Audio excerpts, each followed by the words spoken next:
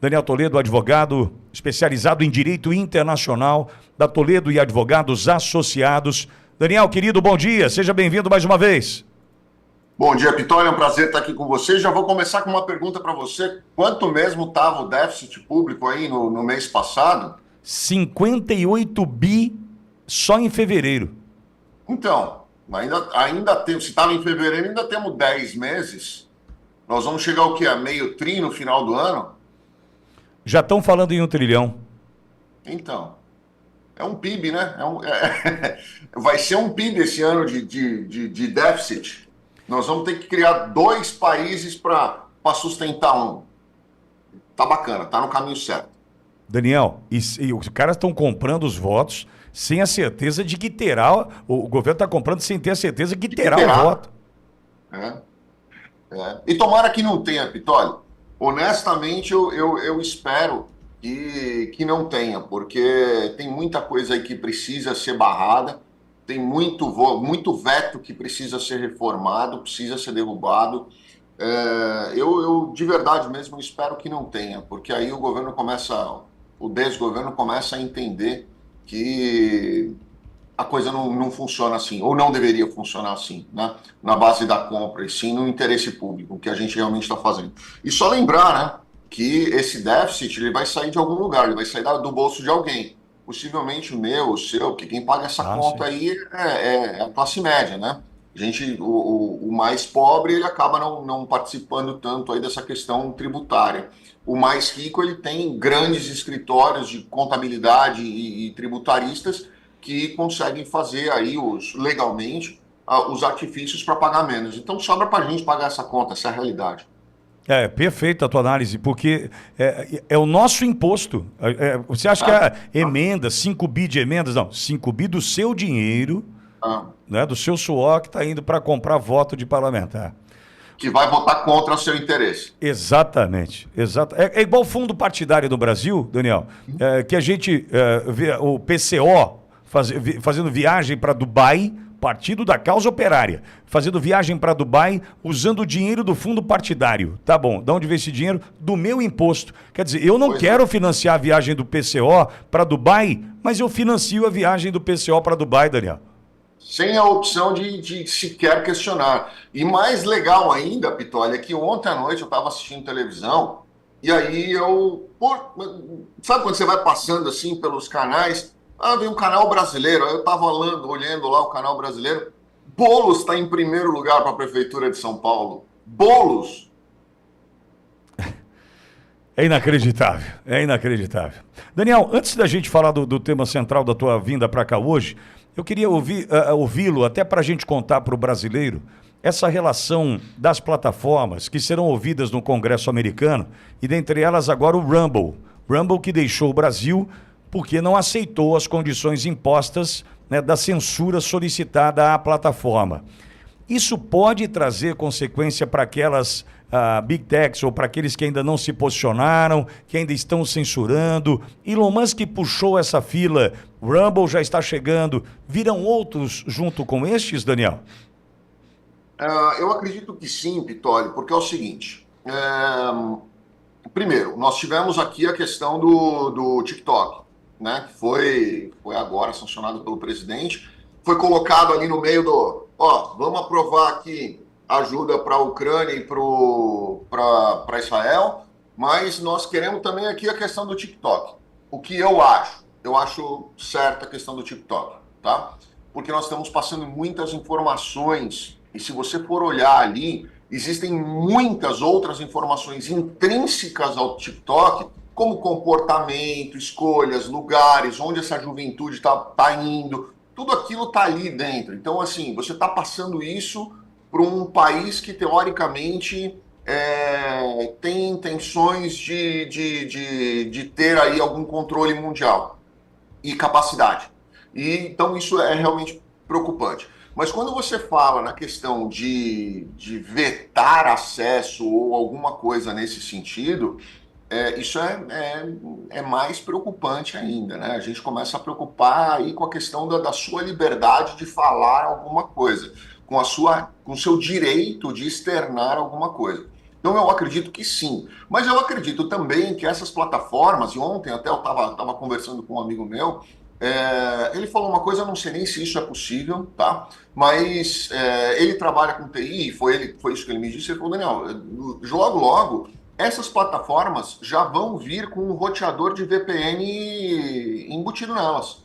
Então, se você quiser acessar uma dessas plataformas, elas vão achar daqui a pouco alguma forma de burlar aquele eventual bloqueio que tem ali naquela questão, que é aquela história, né? O vírus e o antivírus, né? Então, eles vão achar alguma forma de burlar essa situação e depois vão ter que achar alguma outra forma de evitar que eles burlem, e assim vai ser eternamente.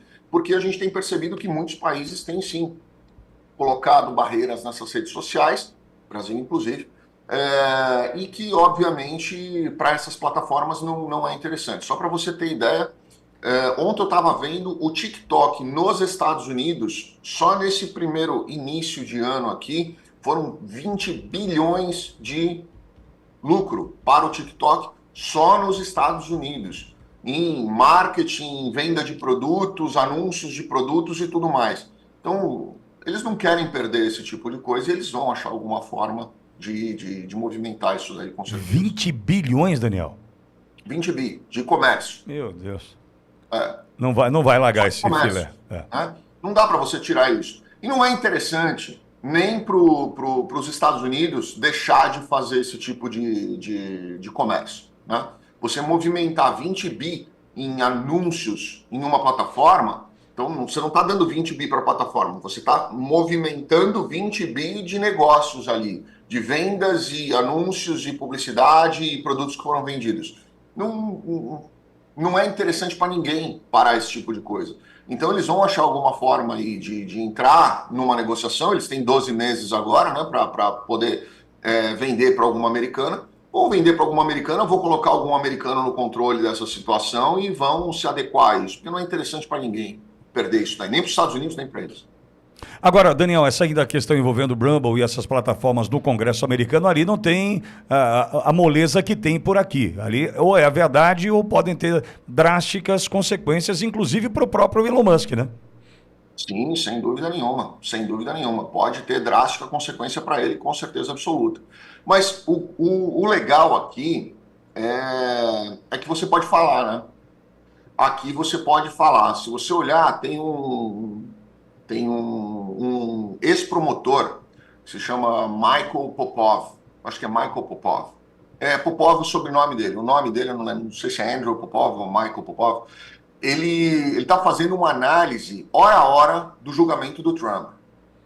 Tá? E ele foi promotor, hoje ele advoga, mas ele foi promotor em Nova York. Então ele está fazendo uma análise muito fria do que está acontecendo. E ele falava assim, olha, se eu fosse o promotor, eu faria isso, mas eu como advogado faria aquilo. Ele faz um paralelo bacana aí. E ele traz esse tipo de informação falando o que ele pensa, inclusive criticando o juiz, criticando o promotor, falando que o advogado fez besteira, falando mesmo, fez besteira, isso aqui é coisa de amador. Tem um vídeo que ele fez, que ele falou, o que a advogada falou aqui é coisa de amadora. Então, e ele não está sendo processado por isso, ele não vai ser preso porque ele falou que o juiz fez besteira num julgamento, né? Então, eu acho que isso, quando você fala aí com um certo respeito, você exagerar, eu acho que não cabe para ninguém, nem é ético e nem polido, não é educado você fazer esse tipo de coisa. Mas você fazer uma crítica por ponto de vista, com educação e respeito, eu acho que faz parte da democracia de verdade, porque a gente enxerga de democracia, se é que existe democracia, né? Faz parte dessa democracia e faz parte desse debate que eu acho que só agrega para a sociedade, ao invés das pessoas simplesmente se calarem e absorverem o que está em volta. Concordo plenamente. Daniel, já que você tocou, como é que está a situação do Trump hoje, hein? Porque a gente tem coisas que não chegam para nós. O Brasil, embora a gente esteja aqui preocupado com a eleição aí, nós não recebemos todas as informações que são veiculadas no território americano. Qual a situação hoje do Trump, Daniel? Vitória, agora eu vou falar aqui com vocês a minha opinião pessoal. Eu já falei algumas vezes e eu digo para vocês aí que tem gente que talvez não veja da mesma forma. Mas vamos lá. Eu acho que o Trump ele fez um grande mal para os Estados Unidos e para o Brasil também, tá? Porque o Bolsonaro entrou na onda dele, acreditou nele, achou que aquilo ali era vem comigo que eu seguro a onda e não foi bem assim, né? Aqui nos Estados Unidos, a gente já tinha visto algumas situações em que o Donald Trump, é difícil, quem está no Brasil enxerga o Donald Trump de uma forma diferente de quem está aqui dentro dos Estados Unidos. Então, são situações totalmente distintas. Mas você começa a enxergar que hoje, dentro do julgamento dele, a família não esteve lá. Ontem teve uma entrevista, sugiro que as pessoas assistam, foi da Mary Trump. Tá? Ela deu uma entrevista ela deu não só para Fox, mas ela deu para Fox, para ABC, ela deu para várias redes. E ela falou, ela é sobrinha do Trump, e ela falou claramente que a família dele não o apoia e não irá no tribunal em momento algum para dar apoio a ele. Nos 2 primeiros dias de julgamento, ainda tinha ali bastante gente na frente da corte. Depois, tinha 8 pessoas, entendeu? Ontem não teve julgamento, mas hoje terá. E não sabemos ainda quantas pessoas estão, porque ainda não foi inaugurada, não foi aberta ainda a sessão. Ele tem perdido muita força aqui dentro dos Estados Unidos. Aí você me diz, poxa, mas nas pesquisas ele aparece ainda empatado com o Biden, né? E as pesquisas oficiais ele realmente está 50-50. Mas nessas pesquisas oficiais, eu não acredito nem no número dele, nem no número do Biden, porque essas pessoas que estão ali são aquelas pessoas afiliadas. E as pessoas afiliadas são 30% da população. É um número muito baixo, então a gente não tem ideia real do que pode acontecer. Mas por que eu digo que é muito, muito ruim o que ele está fazendo? Porque anteontem, perdão, o serviço secreto já foi conversar com as polícias. Isso saiu em várias mídias aqui e as pessoas podem checar isso. O presidente, ele não tem direito ao serviço secreto, o ex-presidente. Ele tem obrigação. Ele não pode renunciar ao serviço secreto. O serviço secreto vai ficar com ele o resto da vida dele. E anteontem, eles foram conversar com as polícias e presídios locais para saber o que eles poderiam fazer em caso de condenação do Donald Trump. Porque tudo indica que ele não está indo muito bem na corte, não, principalmente com a primeira testemunha, que foi o contador dele, onde ele tem anotações do Donald Trump, com a letra do Donald Trump, pedindo para que ele fizesse o pagamento da Stormy Daniels e ele estava dando ainda mais 100% do valor, era 130, mais 130, para que ele fizesse os recolhimentos do imposto e não houvesse questionamento do IRS. Então, assim, vai ser muito difícil explicar essa situação. E o grande problema é que enquanto ele não retira a candidatura dele, a gente não consegue botar um outro republicano para poder disputar as eleições. E teria quem seria esse nome hoje, Daniel? Eu vou falar o nome para você, você vai dar risada, mas eu colocaria 50% das minhas fichas que esse vai ser o nome. Kennedy. Verdade, Daniel. Ele vem, eu acho que talvez Kennedy e Nikki Haley como vice, eu acho que podem ser a opção aí dos republicanos. Eu acho que ele deve vir razoavelmente forte aí em cima disso. Até quando isso tem que ser definido, Daniel? Julho? Junho, meio do ano. Aguardemos. Cenas dos próximos capítulos. Daniel Toledo vai contando essa novela pra gente. Daniel Toledo, que é advogado especializado em Direito Internacional da Toledo e Advogados Associados. Daniel, querido, obrigado pelas informações valiosas. Até a próxima. Grande abraço, fiquem com Deus, bom final de semana. Obrigado, querido.